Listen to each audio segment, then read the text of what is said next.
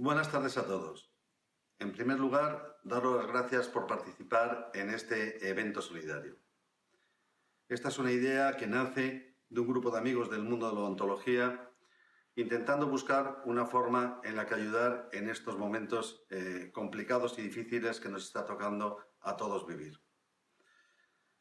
La idea es que aquellos que están en la primera línea luchando por todos nosotros, intentando hacer que los efectos de esta pandemia sean lo menores posibles, nos puedan sentir próximos a ellos, puedan sentir nuestra fuerza y que estamos todos unidos y juntos en esta lucha contra esta pandemia del coronavirus. Pues como bien decía el doctor Mariano Herrero, nos encontramos en una pandemia cuya rapidez de diseminación está haciendo verdaderos estragos en muchos aspectos. Los hospitales y los sistemas de salud de los distintos países se están viendo desbordados ante la afluencia de pacientes infectados, algunos de ellos con complicaciones respiratorias muy graves. Aquí, en España, uno de los centros donde más fuerte ha golpeado la pandemia es sin duda Madrid. Por eso hemos decidido entre todos que lo recaudado en este evento vaya destinado a ayudar al Hospital de la Paz. Estamos ayudando así a todos los sanitarios que están luchando en primera línea de guerra contra el COVID. Os agradecemos a todos la acogida que ha tenido este evento, la acogida que ha tenido el Kit COVID. Y en nombre de todos, en nombre de los sanitarios de la Paz y en nombre de todos los sanitarios, os doy también las gracias por vuestro esfuerzo y por vuestra ayuda en ese sentido. De verdad, gracias de corazón a todos. Así que, muchas gracias a todos por acompañarnos, por estar aquí, pero especialmente a todos los de la parte científica, por entregar vuestro tiempo solidariamente, a todos los presentadores, moderadores y guerreros de este Kit COVID, por compaginar ciencia con solidaridad. Muchas gracias a todos.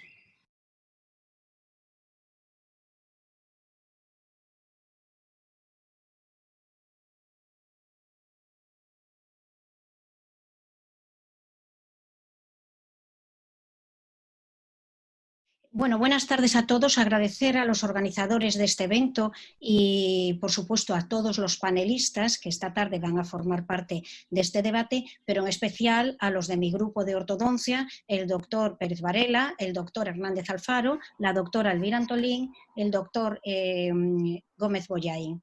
Espero que no haya mucho sesgo en nuestras opiniones porque me he dado cuenta que todos somos del norte, Barcelona, Zaragoza, Bilbao y Santiago de Compostela, entre las opiniones que tengamos los profesionales del norte con respecto a los del sur. Sin más, quería agradecer a todos, pero especialmente a los que os habéis inscrito, porque gracias a vosotros llegaremos más lejos en este evento solidario.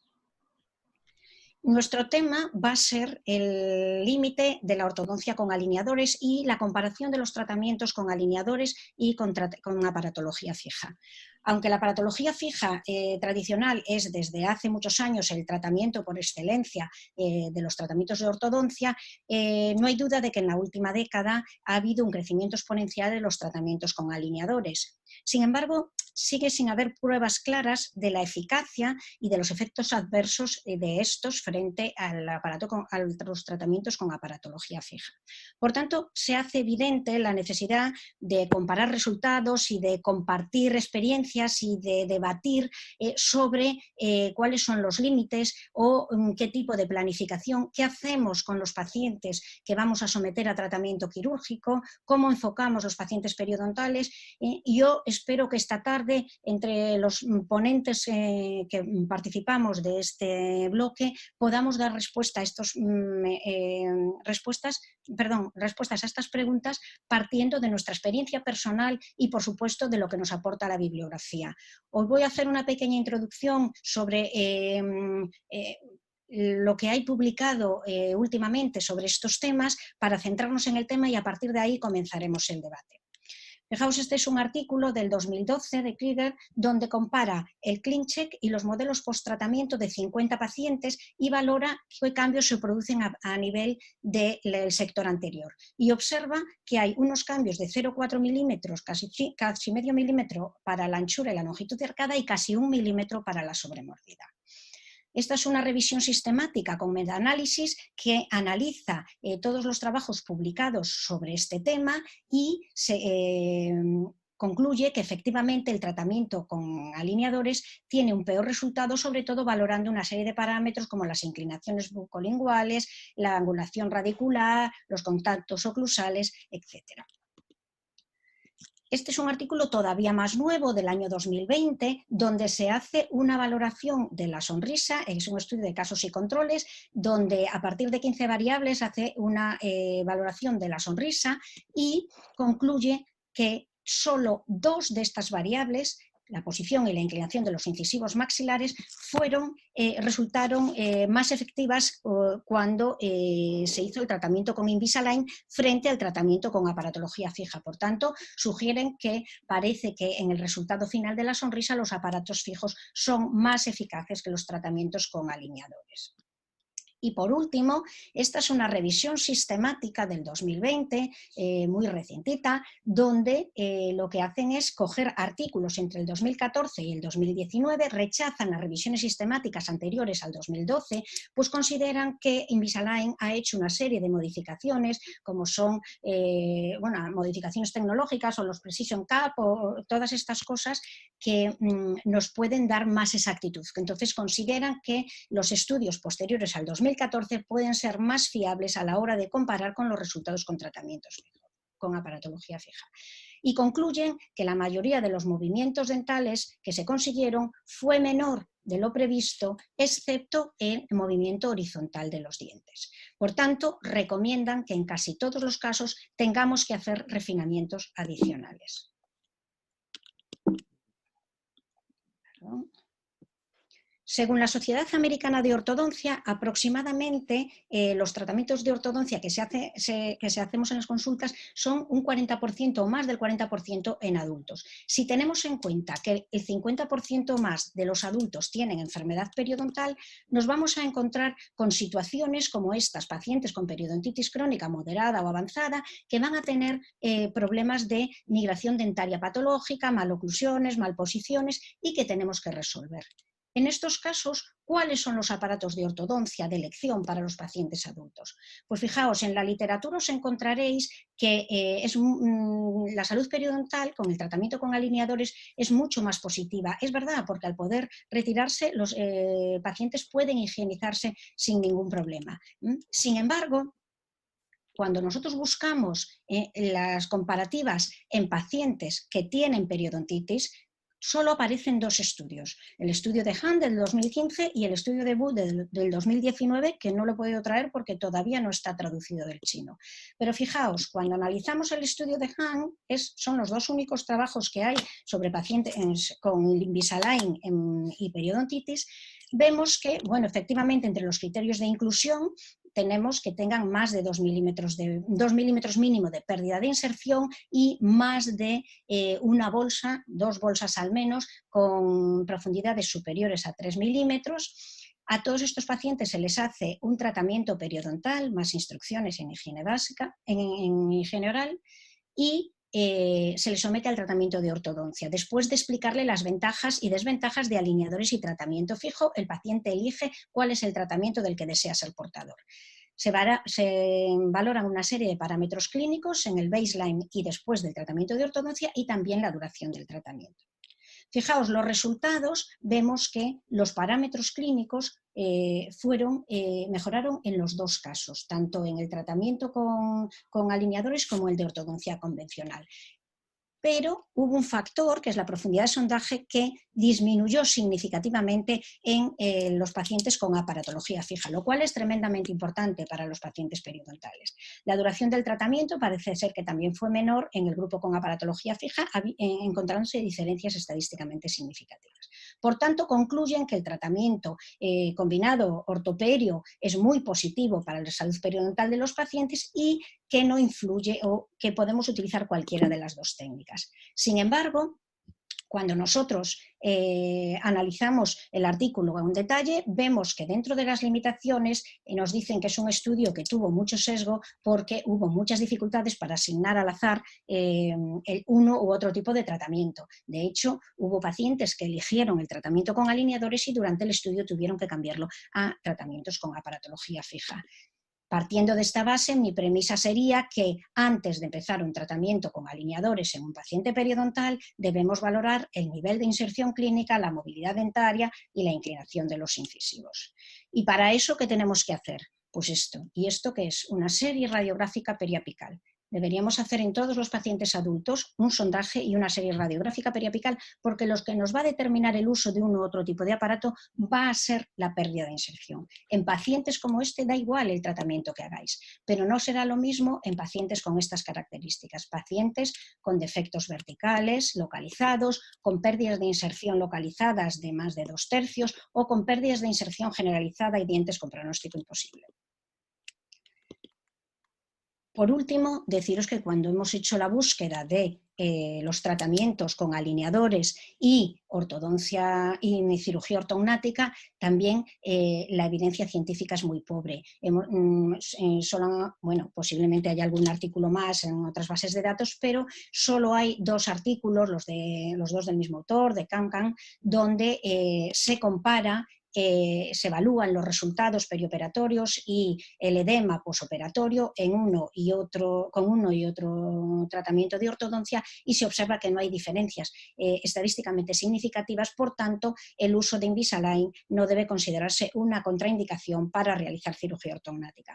De todas formas, tenemos la suerte de contar con uno de los mayores expertos en tratamientos quirúrgicos con Invisalign, y esperamos aclararos todas las dudas que surjan a lo largo del debate. Podéis ir haciendo preguntas, trataremos de ajustarnos a los tiempos y de hacer esto lo más dinámico posible. Me gustaría, voy a dejar de compartir pantalla, y me gustaría ahora que la doctora Antolín nos comentase un poco su visión de los tratamientos, los límites, qué movimientos están más condicionados con los tratamientos con Invisalign, y que los demás pues vayamos participando y dando también nuestra opinión. Doctor Bueno, Antolín. sí, se me oye bien, ¿verdad? Sí. Bueno, buenas tardes a todos y muchas gracias por estar en estas horas que son fatales, la hora de la siesta. Entonces, bueno, primero, yo en mis manos, yo trabajo exactamente igual y tengo la misma finalización de casos, tanto en ortodoncia fija como en Invisalign, ¿vale? Sí que es verdad que hay muchos artículos que dicen pues, que Invisalign no llega a los movimientos previstos. Pero claro, el problema es que mucha gente considera la finalización del ClinCheck como si fuera el final del tratamiento, y yo creo que eso es una confusión muy grande, porque el final, lo que vemos en el ClinCheck, el final del ClinCheck simplemente es como una especie de prescripción que vamos a aplicar a la boca del paciente, no es cómo va a quedar la boca.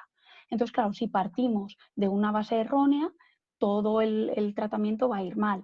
Entonces, ¿qué pasa? Pues también, Isabel, comentabas que muchas veces nos llenamos de refinamientos en los casos, porque al final los casos, o sea, si uno aplica 10 grados de torque, no se cumplen los 10 grados de torque, y entonces refinamiento, refinamiento, refinamiento. Claro, el tema es que tenemos que saber qué movimientos son más predecibles y menos predecibles, y tenemos que aplicar todas esas hipercorrecciones ya en el primer tratamiento, no esperar al refinamiento para aplicarlas, para que nuestra boca llegue lo más cerca, o sea, a donde queremos.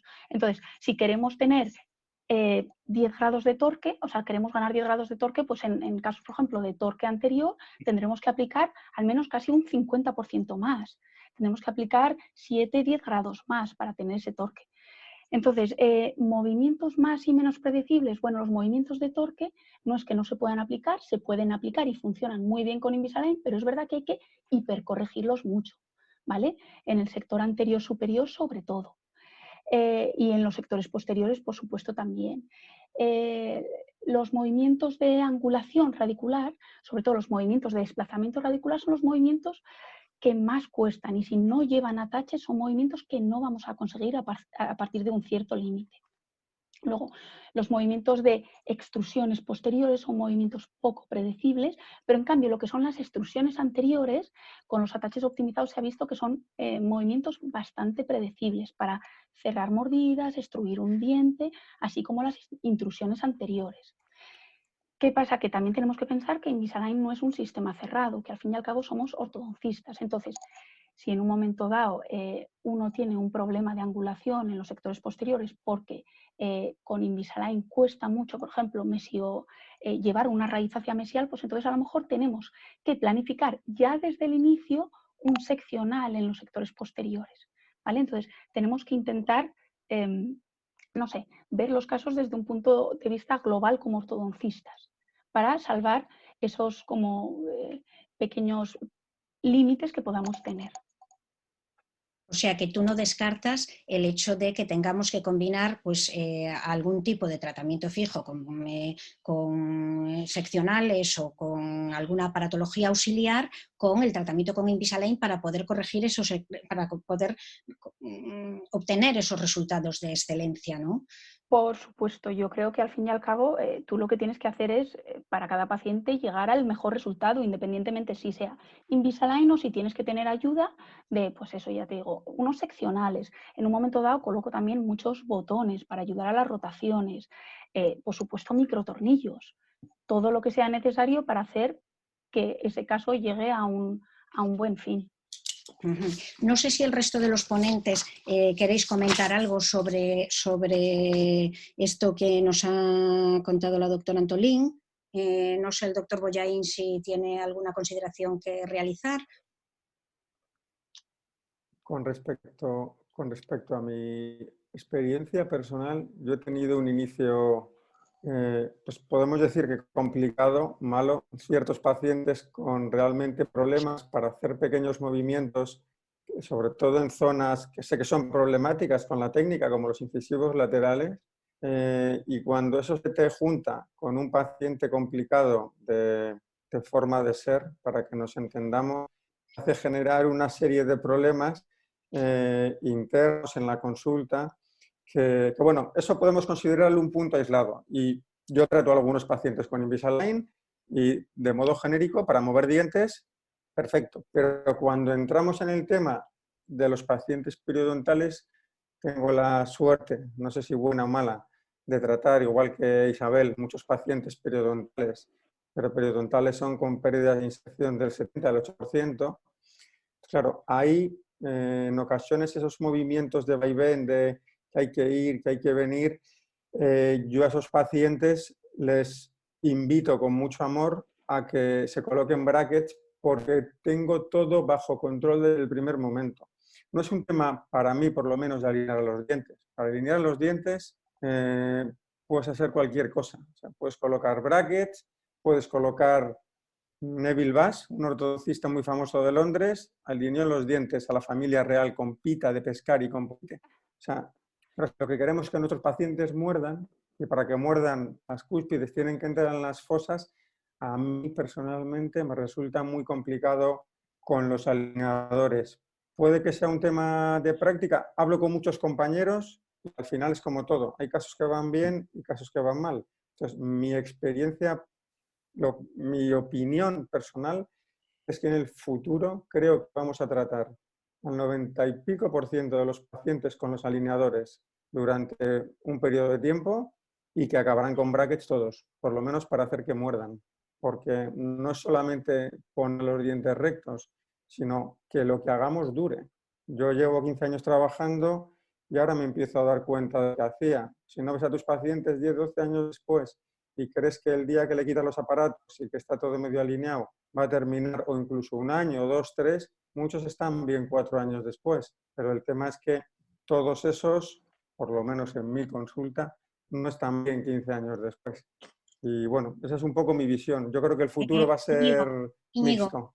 perdona, hay una pregunta Sí. para ti donde nos preguntan si no crees que tienen mucho mejor higiene los pacientes con Invisalign. Se pueden quitar el alineador, se cepillan mejor, pero es que yo no tengo ese problema. De verdad, no es yo, porque en mi consulta no hacemos nada fuera de lo normal. Los pacientes periodontales, no sé si la pregunta va por ahí, pero los pacientes periodontales van donde su periodoncista, sea el que sea el periodoncista, y lo monitoriza cada 3 meses. Se pueden quitar el alineador, pero con aparatos de ortodoncia Los niños son un mundo aparte. Eso no se cepillan ni mis hijos, ni con aparatos ni sin aparatos. Pero en los pacientes no veo problemas en general en los pacientes con brackets. No sé qué opinión tienen el doctor Pérez Varela y el doctor Hernández Alfaro, si quieren participar. Adelante, Juan Carlos. Bueno, en primer lugar, buenas tardes. Es para mí un placer estar con todos vosotros y más en un evento solidario de estas características para recaudar fondos para los sanitarios que están dando la cara por todos nosotros. Bueno, para mí, los alineadores no es una cuestión de un combate de boxeo, alineadores o brackets. Los alineadores son una parte más de la ortodoncia que tienen sus virtudes, sus bondades y sus inconvenientes. Evidentemente, una cosa es una percepción clínica, que yo veo que a veces nos estamos moviendo por percepciones clínicas, que creo que voy más rápido, creo que tengo menos problemas periodontales, creo que muevo bien las raíces, y otra es la realidad. Una cosa es la percepción clínica y otra las evidencias científicas y la realidad. Yo creo que tienen ventajas e inconvenientes. A día de hoy sí que tienen una serie de ventajas, que es un aparato removible, teóricamente más estético. Bueno, por supuesto, a medida que vamos poniendo ataches y auxiliares, va perdiendo la estética. Hoy en día lo más estético sigue siendo la ortodoncia lingual. Pero sí que es más confortable para el paciente porque el paciente puede quitárselo y puede ir a actos sociales, teóricamente puede cepillarse mejor, porque como bien dijo Bebé, los estudios son muy contradictorios. Hay estudios del 2015 que dicen que el estado periodontal es mejor con alineadores, uno del 2020 de Rosario Bucci que dice que el estado periodontal, el sondaje y el sangrado es exactamente el mismo, con lo cual los estudios son muy contradictorios. No está demostrado a día de hoy que periodontalmente funcionen mejor. Pero desde el punto de vista biomecánico, si vamos a hablar de limitaciones, sí que es verdad que en pacientes periodontales que tienen muy poquita inserción, necesitamos mucho más control de las raíces entre los planos del espacio. Y uno de los problemas que está dando a día de hoy, con evidencias científicas, no la percepción que uno puede decir que presenta un caso clínico y que le queda muy bien, es que tenemos menos control de las raíces en los tres planos del espacio. Y precisamente, como todos sabéis, los casos periodontales con poca inserción es cuando más necesitamos el control de las raíces en los tres planos del espacio.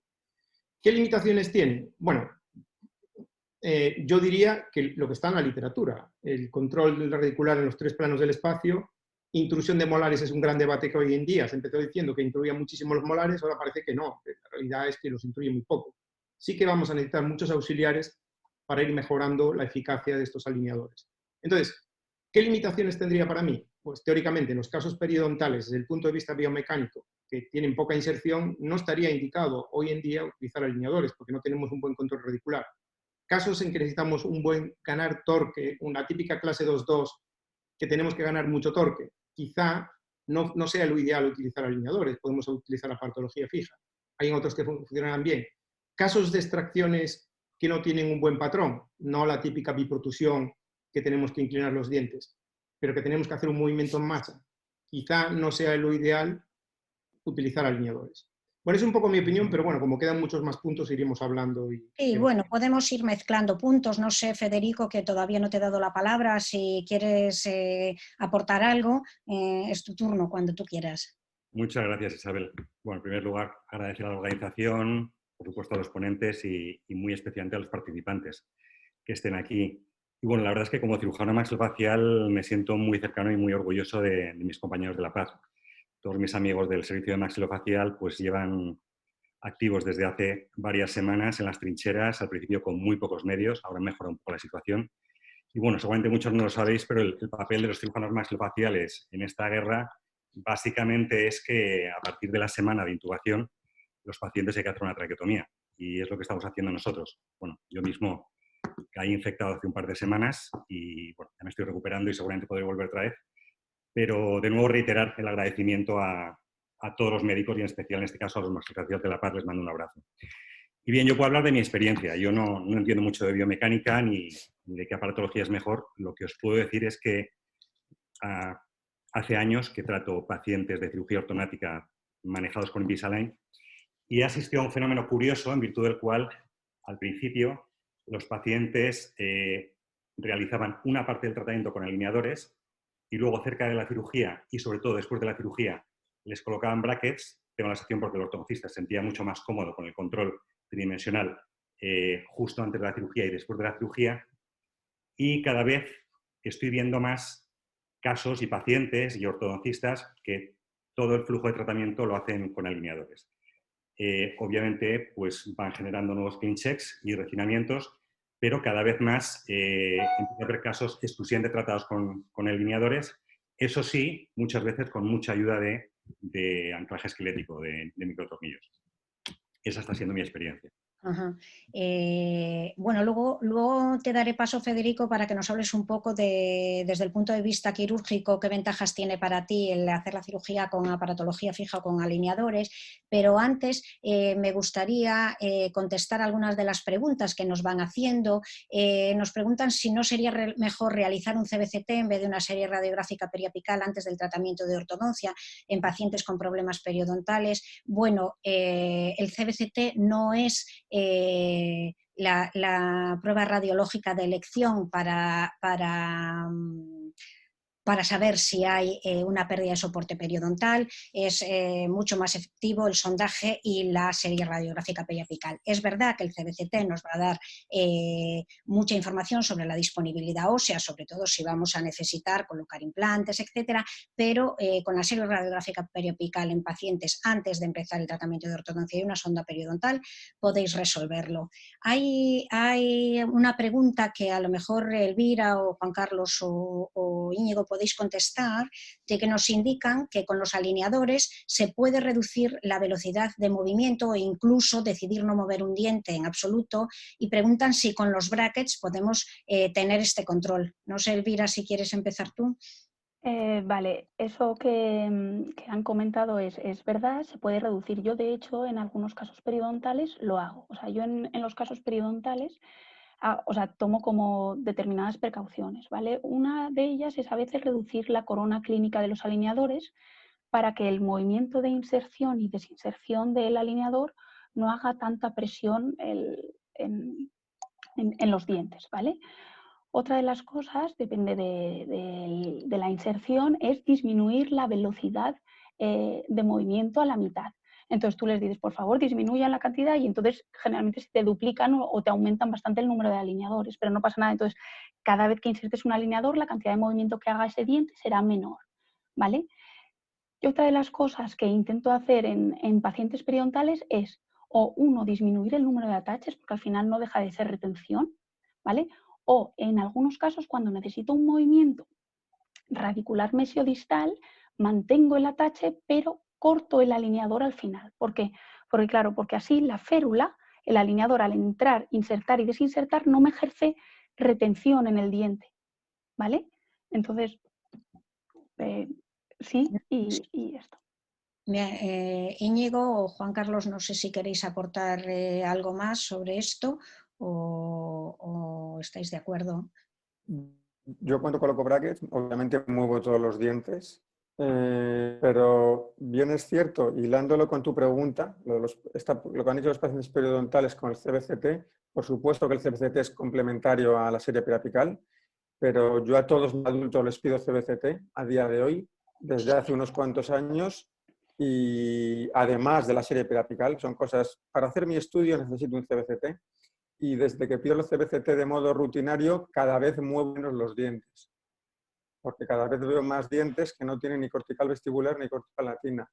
Entonces, pero en niños no pido los CBCTs, pero viendo lo que veo en adultos, cada vez creo que tenemos que mover menos los dientes. Y cuando veo muchos tratamientos con alineadores, sin alineadores, que movemos todos los dientes, a veces me gustaría ver cómo está todo eso por dentro. Porque antes de empezar, no os imagináis, bueno, si lo hacéis los que colocáis implantes seguro que sí, pero yo veo muchos dientes fuera del hueso que nunca han sido portadores de aparatos de ortodoncia. Pues Invisalign te da cierto control sobre ciertas cosas, pero al final no es tanto el arco ni las flechas, sino sobre todo es el indio. Entonces, si tú puedes manejarlo con todo, perfecto. Ahí ya tienes que tener un poco tu criterio a todos los niveles. Bueno, No sé si Juan Carlos quieres decir algo. Os Sí. voy a leer alguna pregunta más, si no, y después contestáis. Después te doy el turno, Juan Carlos. Otra de las preguntas que nos hacen es si con alineadores tipo Quick Smile o Invisalign tenemos mucho más control de la cantidad de fuerza que aplicamos al periodonto, porque tenemos la tabla de movimientos con los milímetros, los grados, etcétera, y podemos saber exactamente. Y bueno, en principio tengo otras dos preguntas más, pero hablan ya sobre el tema de expansión, que si quieres empezamos a abordarlo ya, Juan Carlos, que nos preguntan si preferimos SARPE o MARPE. Creo que esta pregunta va muy directa hacia ti, con lo cual, bueno, pues te doy la palabra Bueno, hay muchas preguntas, pero sí que respecto al tema de la expansión, a mí me gustaría decir, porque veo mucho en las redes sociales, casos de pacientes adultos con verdaderos problemas transversales de la maxila esqueléticos tratados solamente con alineadores. Y hay pues, conferenciantes que dicen que los alineadores son perfectos para tratar los problemas transversales esqueléticos en pacientes adultos. Bueno, a mí me gustaría decir que, primero que un alto porcentaje, y seguro que Federico estará de acuerdo conmigo, un porcentaje muy alto de pacientes adultos, alrededor del 20 o el 30% de pacientes adultos que vienen con problemas esqueléticos, tienen también un problema transversal en la maxila. Y además estos pacientes adultos ya no tienen crecimiento en la sutura palatina, que es el principal motor de crecimiento transversal de la maxila, tienen las raíces muy cerca de las corticales, muchos además tienen fenotipo fino, que ayer Ignacio Blasi nos dio una conferencia preciosa en Zonal, y además tienen poca inserción ósea. Por lo tanto, yo lo que recomendaría es a todos estos pacientes, primero hacer un CBCT, me sumo a vuestra idea de utilizar el CBCT, medir la discrepancia transversal en el CBCT, y si la discrepancia transversal es de 5 milímetros, tenemos poca inserción ósea, vemos que la raíz está muy cerca de las corticales, yo creo que lo adecuado no es intentar compensarlo con alineadores ni con brackets, pero con alineadores, como todos sabéis, lo que vamos a intentar hacer es un movimiento de volcamiento de las coronas, que va a acercar más las raíces a las corticales, y después un teórico, que no es tan predecible, movimiento radículo vestibular para hacer un movimiento en masa. Que después, pues, si queréis, cuando hablemos del software, podremos hablar un poco de todos estos puntos, cómo integrar la raíz con la corona, porque en realidad lo que estamos viendo en el software, en el CleanShape, es solamente el movimiento de la corona, pero no estamos viendo las raíces. Con lo cual, si vosotros intentáis compensar ese problema transversal, vais a hacer un movimiento de inclinación que puede sacar las raíces de las corticales, va a provocar una interferencia oclusal y posiblemente puede causar bastantes daños al paciente. Yo creo que sí que estos casos se pueden hacer con alineadores, pero quizás sea conveniente o hacer un MARPE primero o hacer un SARPE y después hacer un escaneado intraoral y acabarlo con alineadores. No sé qué piensa Federico de esto. Federico, nos gustaría saber tu opinión. Bueno, pues si nos centramos en el tema transversal, ni MARPE ni SARPE, las dos juntas, básicamente ya está muy demostrado que el anclaje dental en la disyunción, sea con cirugía o sin cirugía, provoca tipping vestibular. Entonces ya nos hemos puesto todos de acuerdo en que mejor actuar directamente sobre el esqueleto, también porque durante la expansión pues, se pueden mover los dientes, cosa que pues, con un HIRAS, con un HAS, no se puede hacer. En cuanto a la ayuda quirúrgica, pues hay mucho debate sobre eso.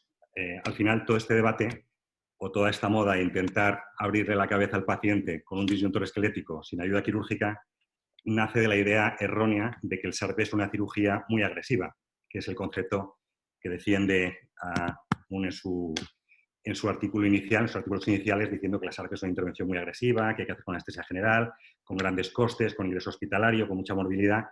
Y bueno, pues yo no sé cómo son sus cirujanos, pero la SARPE que hacemos nosotros es una intervención que hacemos con anestesia local y un poquito de sedación y que dura 10 minutos y que nos garantiza que la expansión se va a producir en el maxilar, que es lo que queremos tratar, no en la mitad de la cabeza, con todo lo que se supone. Bueno, podría estar hablando 45 minutos sobre problemas transversales, pero respondiendo concretamente a la pregunta, creo que las dos cosas juntas, SARPE y MARPE. Federico, hay una pregunta directa para ti donde dicen si en un paciente periodontal con problema transversal recomiendas MARPE o corticotomía. Dice, lo bueno de la corticotomía es que a la vez que mejoras el problema transversal, pones hueso y mejoras el biotipo.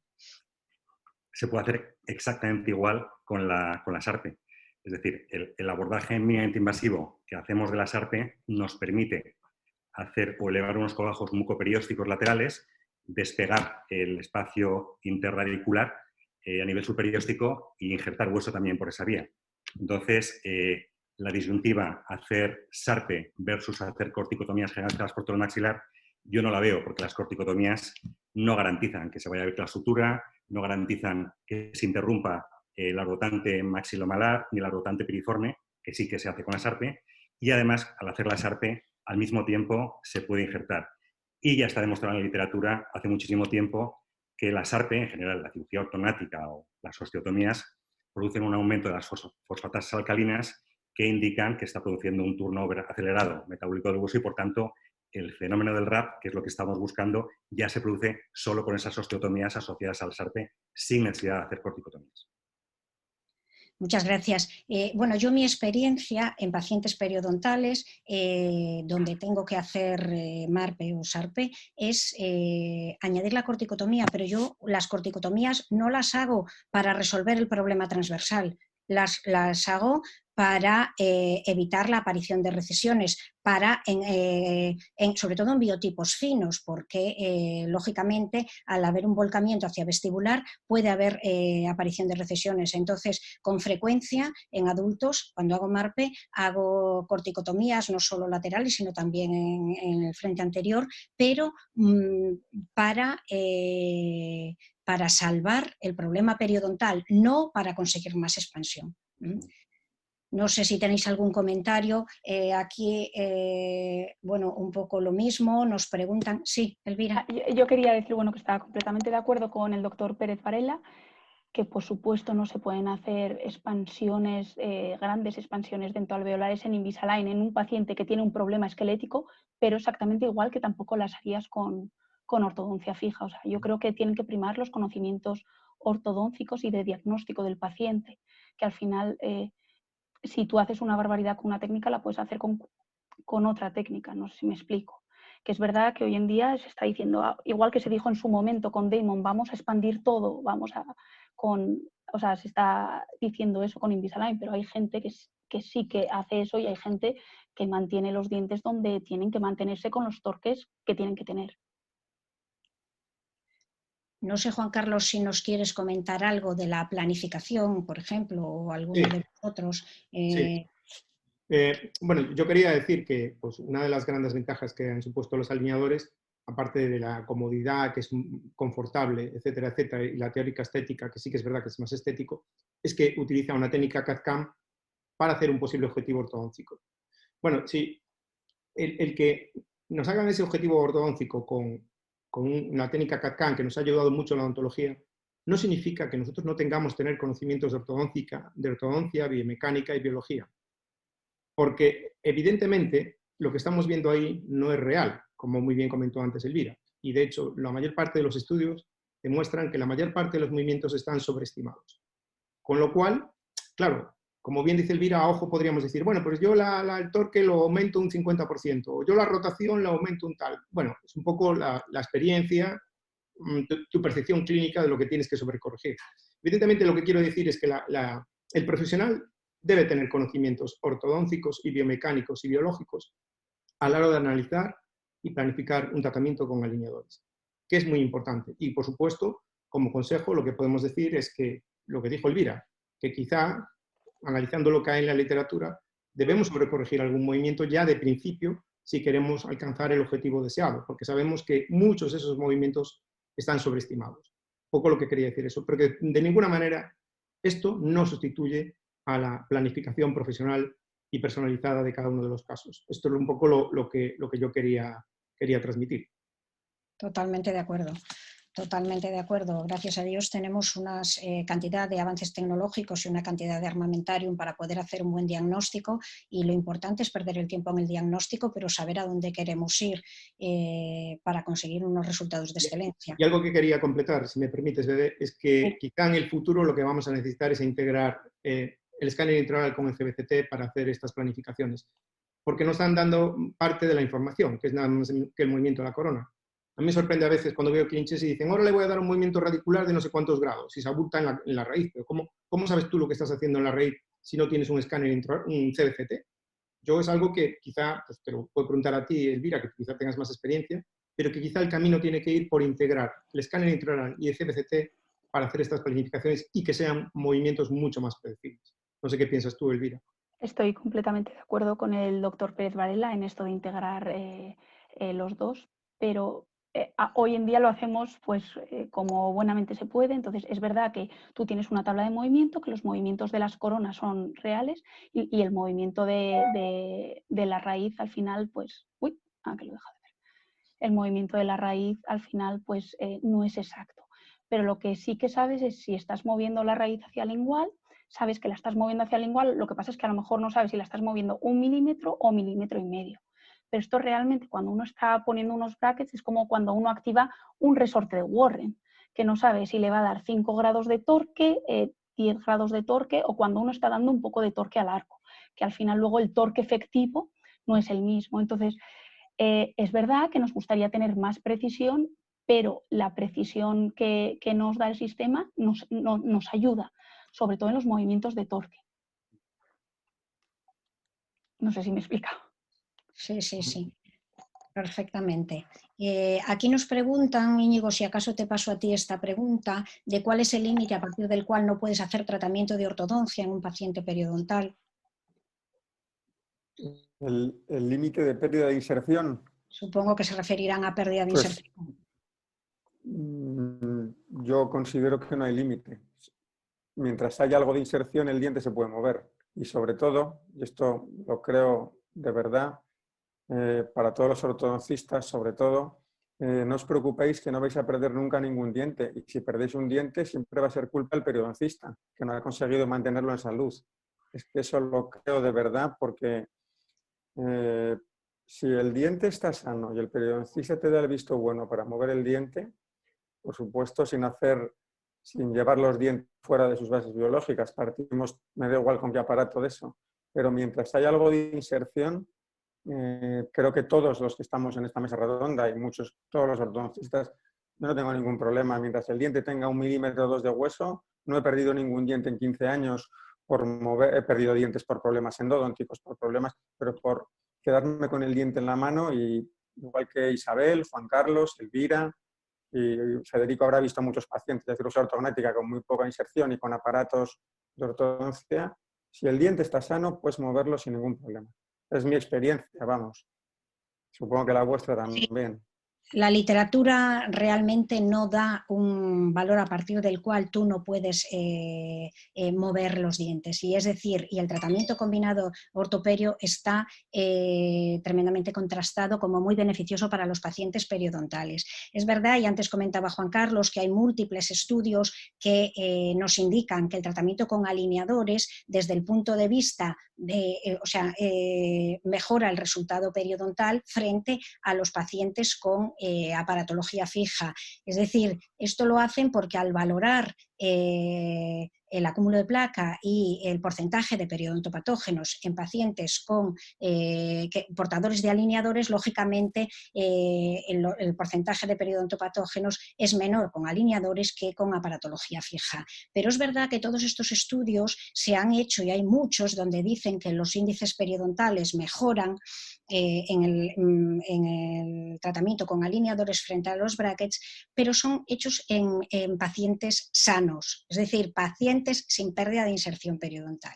Entonces, ¿a partir de qué pérdida de inserción no nos arriesgamos ya a tratar pacientes? Hombre, yo creo que con aparatología fija podemos tratar pacientes, no existe ninguna referencia en la literatura exacta, pero sí hay estudios donde tratan a pacientes hasta 2/3 de pérdida ósea podéis mover, eso sí, controlando siempre el trauma oclusal y controlando exhaustivamente el problema periodontal, con mantenimientos durante todo el tratamiento de ortodoncia, cada 3 meses, cada 2 meses, cuando sea necesario.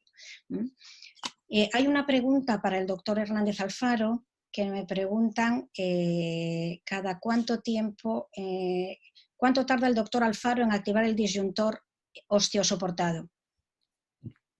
Bueno, yo lo que hago durante la cirugía, ya hago 3-4 activaciones y dejo 1 milímetro de separación para que empiece a producirse una revascularización en el gap.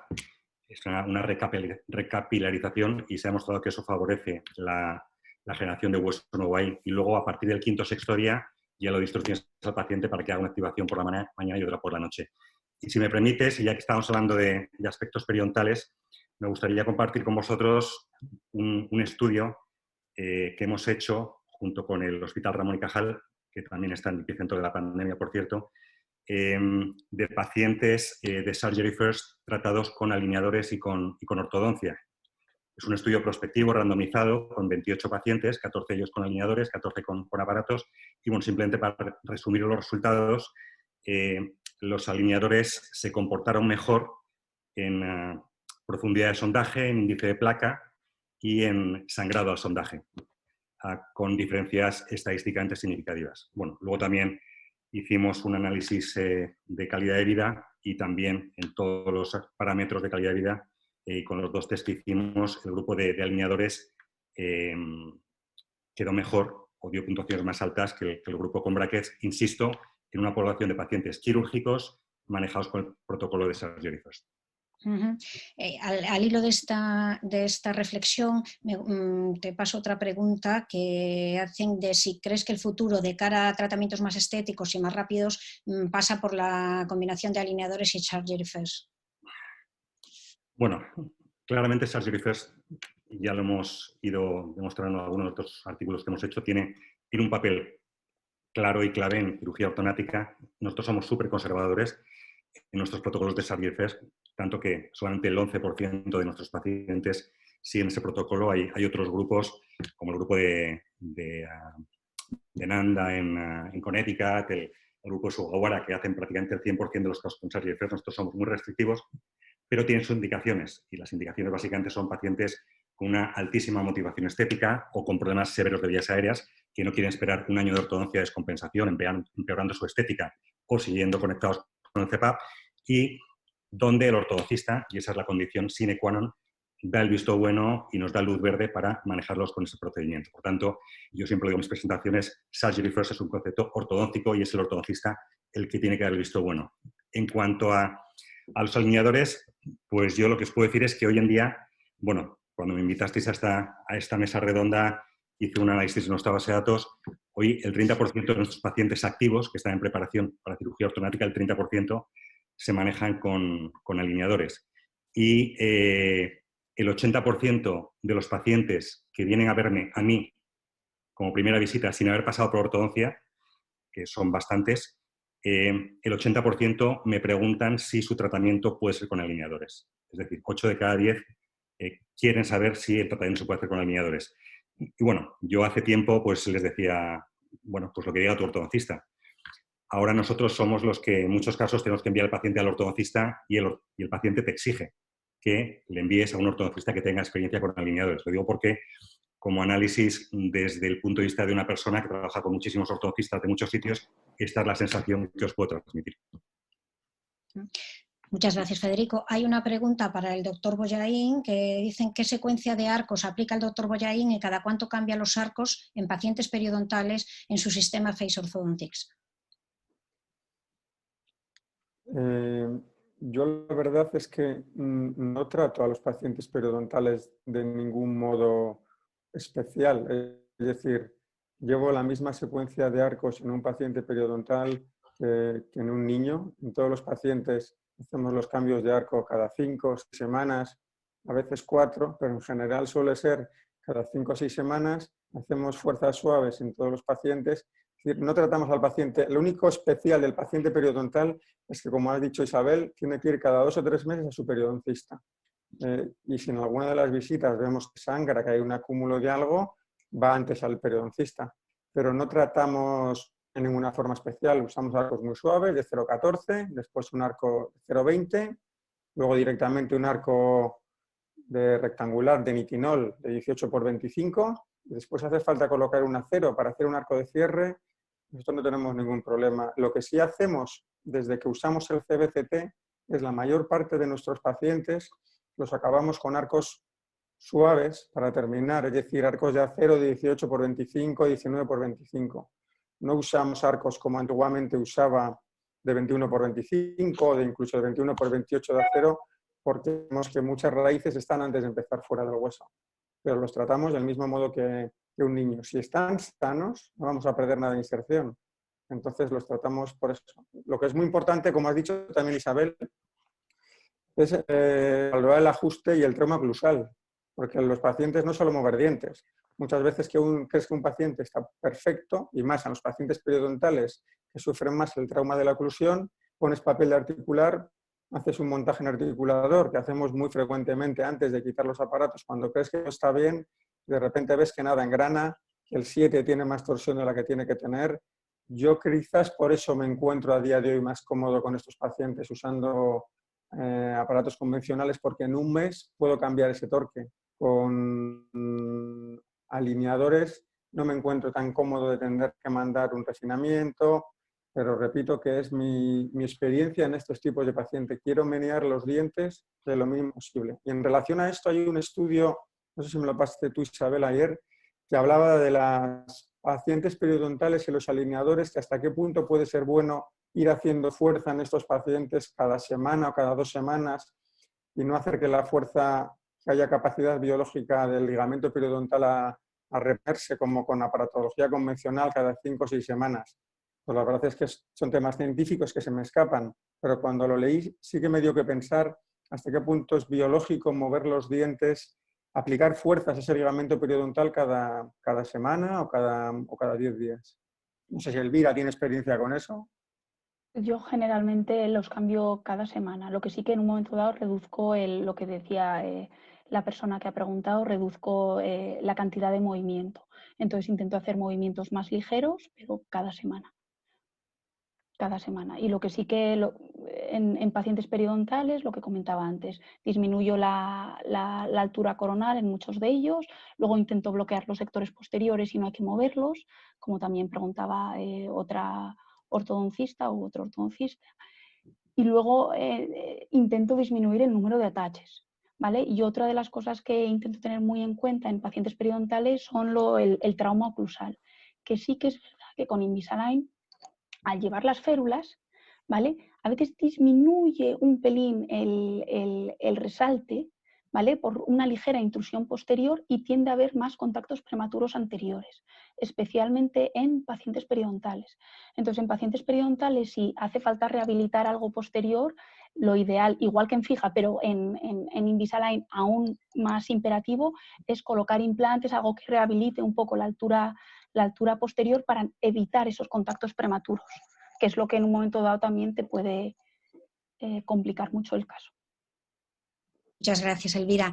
Juan Carlos, te paso a ti esta, que nos preguntan si no creéis que después del COVID la ortodoncia va a ir todavía más encaminada a favor de los alineadores, precisamente por la menor exposición del paciente.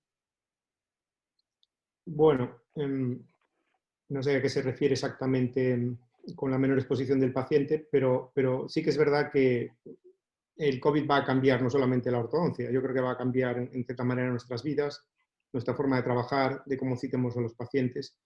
Sí que es verdad que una de las grandes ventajas de los alineadores, que sí que es real, no otras que quizás sean percepciones clínicas, es que va a ser menos visitas y quizá menos tiempo de sillón. Y eso de cara a cómo tenemos que manejar los pacientes de cara al futuro puede ser interesante si el paciente tiene que venir menos a la consulta y tiene que estar menos tiempo en la consulta, eso sí que puede ser una ventaja en el futuro a la hora de organizar las clínicas cuando empecemos a trabajar. Quizá es una de las grandes ventajas que yo veo. De acuerdo.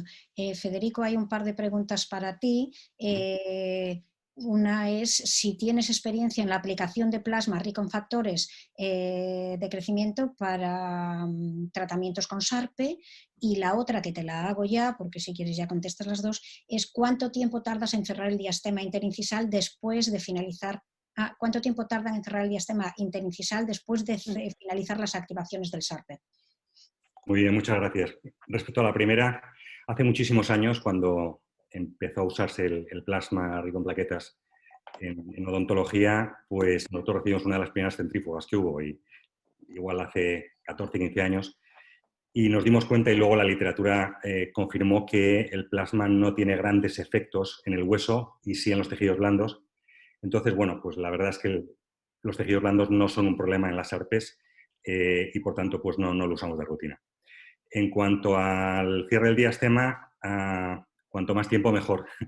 para evitar sorpresas. Yo diría que en pacientes jóvenes, pues un mes y medio después podría empezar a cerrarse. En pacientes adultos de más de 25 o 30 años, yo al ortodoncista le pido que espere al menos un par de meses, 2 meses y medio, porque he visto algún caso en el que se ha empezado a cerrar antes y al final el diente ha ido a parar a una matriz osteoide donde no había un hueso maduro calcificado y luego eso ha generado problemas periodontales. Por tanto, a mí me gusta ser conservador.